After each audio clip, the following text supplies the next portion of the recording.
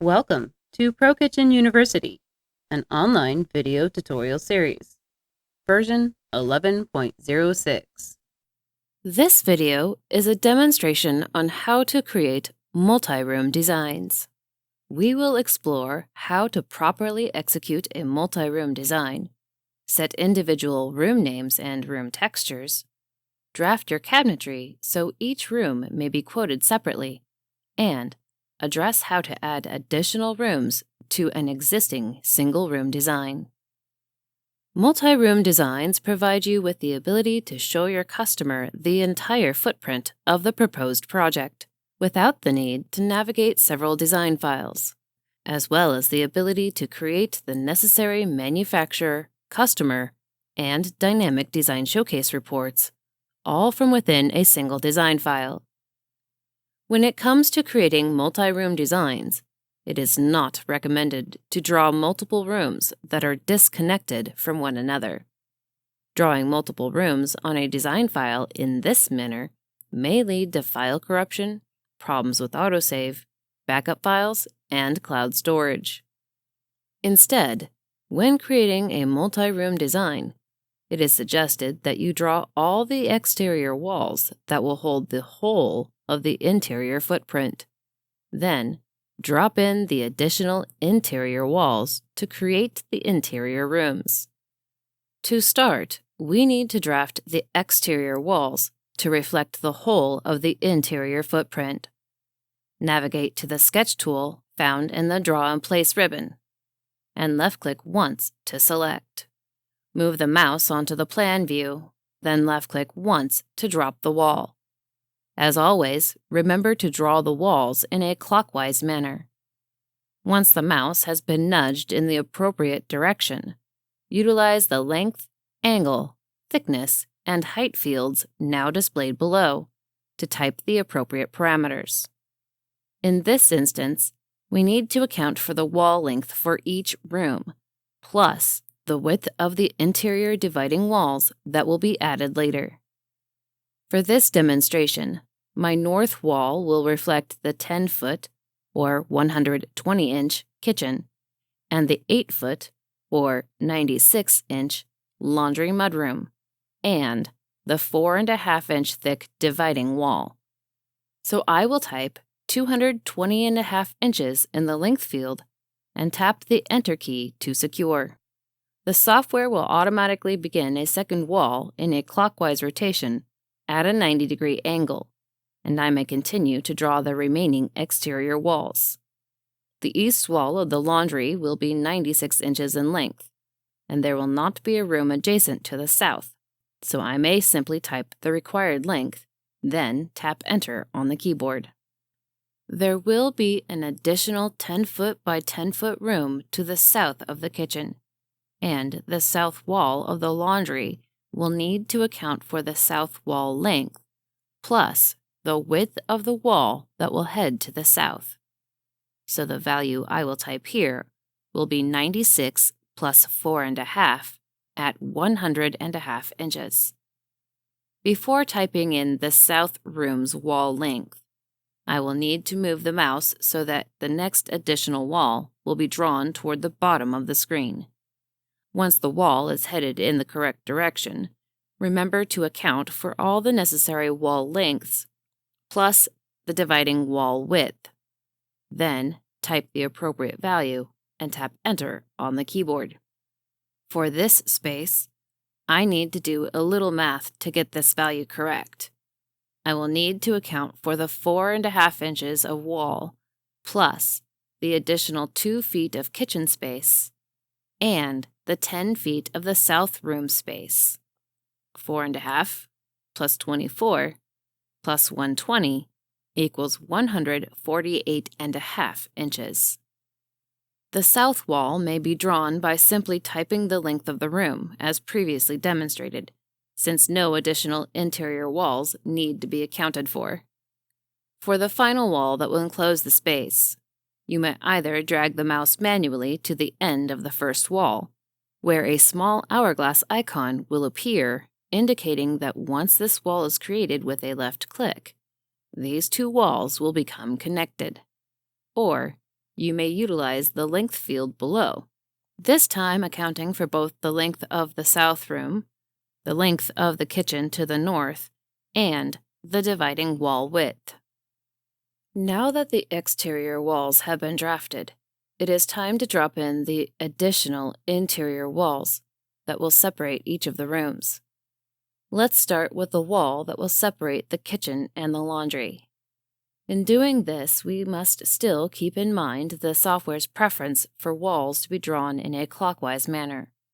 This wall will act as the east wall of the kitchen and should be drawn towards the bottom of the screen. This time, instead of using the sketch tool, we may add the interior wall with one of the wall's right-click tools. Hover the mouse over the north wall and right-click to open the menu. Hover into the menu and down to the wall number and into the toolbox. Then select the Add Wall option. Once selected, now, when we move the mouse, a bounding box will move along the wall, which indicates the beginning of a new wall. To move this into the appropriate placement, we may now use the left or right fields below to type in the distance required from either the left or right end of the wall. It is important to know that the values here will need to reflect where the left edge of the new wall will sit.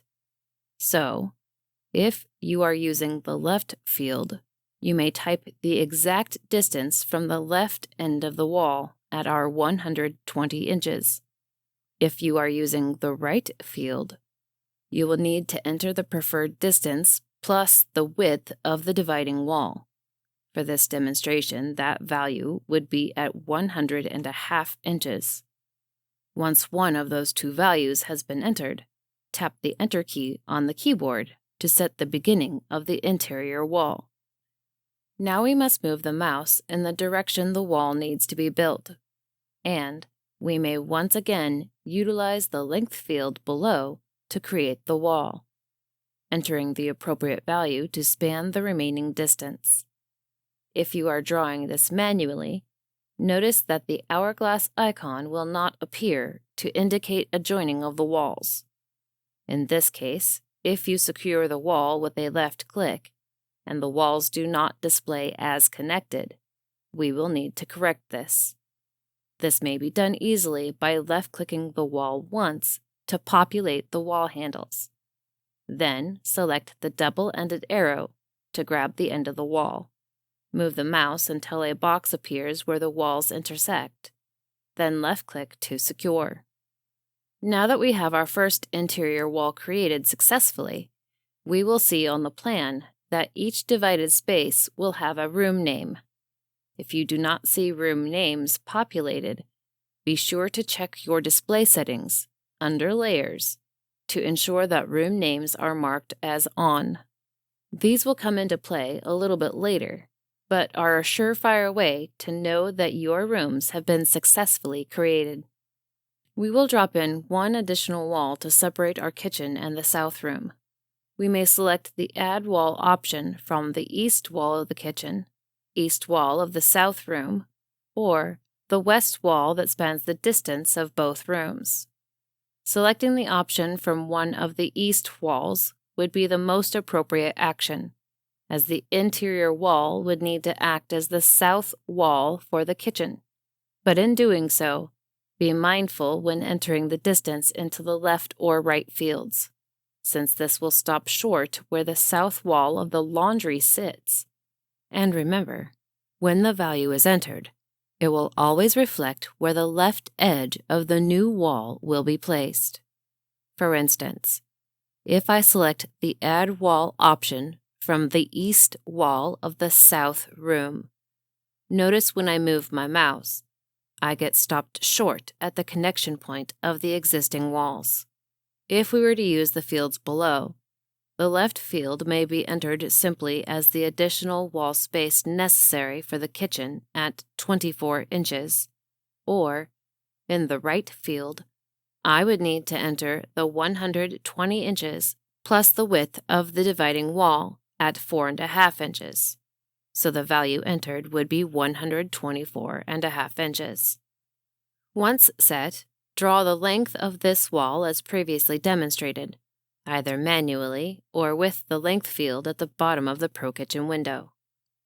Now that all rooms have been successfully created, we can now see that each of the 3 rooms have their own room name. Currently, all the rooms will have the room textures applied as determined in design settings. However, with these rooms now separated, we may change the wall covering, flooring, and ceiling textures in each individual room through Attributes. To access room name attributes, right-click anywhere in the design space to open a menu. Halfway down the list of options, you will see Rooms. Hovering over this option will provide an additional slide-off menu of all available rooms. Currently, all options will read as Room Name. To differentiate between the rooms, when you hover over an option, the room associated with the option will become highlighted in yellow. Hover over the room you wish to make adjustments to and select the Attributes option that appears as an additional slide-off. In this Attributes dialog box, you may rename the room by deleting the existing text and typing the new name. From here, you may select new room textures for this individual room. To select a new texture, click the Select button to the right. This will launch the Textures dialog box where you may search for a texture at the upper left by sample name, number, or keyword, or by utilizing the catalog tree. Make a selection with a left click and view a larger image of the sample in the preview panel to the right. You may also save this texture to favorites for ease of access later, or rotate the sample for application purposes. Left-click OK to apply. Repeat this process as necessary for each available texture. Additionally, you may reset a texture back to what was indicated within Design Settings by clicking the Reset button. Rotate a sample in the Room Attributes dialog box with the Rotate button and adjust the flooring sheen level with the provided slider. Once the textures have been set accordingly, click the OK button to apply. Repeat as needed for the remaining rooms. Now we may place exterior doors and windows, interior doors or walkthroughs, and draft the rooms as per usual. But take note, there will only be a single default room light populated for the entire space. You may want to take a moment to relocate the existing light to sit centrally in one of the rooms with a left click and hold. Then use the right-click toolbox to copy and paste additional default room lights to the remaining rooms, so the 3D render has proper illumination in each space. If you desire each of the rooms to be quoted separately when using the Customer Report tool, we either need to drag and drop from previously created catalog copies and set the global options per catalog appropriately, or we can draft the entire space with a single catalog, then use the right-click tool Change Color to select from existing copied catalogs or create additional catalog copies on the fly.